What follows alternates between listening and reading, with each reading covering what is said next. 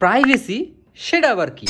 এই দেখেন, এটা আমার রুম, আর একটু খেয়াল করলে দেখবেন আমার রুমে কোনো দরজাই নাই। তো যে মানুষটার রুমে কোনো দরজাই নাই তার আবার কিসের প্রাইভেসি? আমার কিচেনের প্রাইভেসি আমার চেয়ে বেশি। আমার কিচেনের 2টা লক।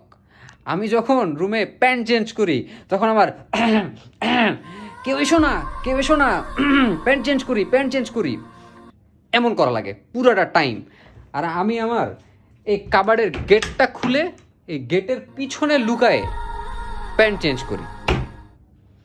আমাদের মিডল ক্লাস ফ্যামিলি ভাই এইসব প্রাইভেসি কিচ্ছু বুঝে না।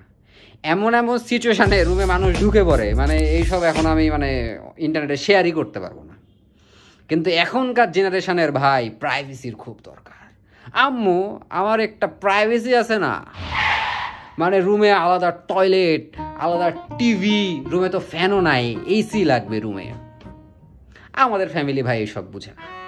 একটা খাট দিছি, একটা আলমারি দিছি, একটা ফ্যান দিছি, কেমনে থাকবি বা তোর মতো তুই থাক, আমাদের আর কিছু জানার নাই, কিছু জানি না, ইচ্ছা মতো থাক তুই, চাদরের নিচে তুই প্যান্ট চেঞ্জ কর, বাস শেষ, enjoy your life, privacy full life.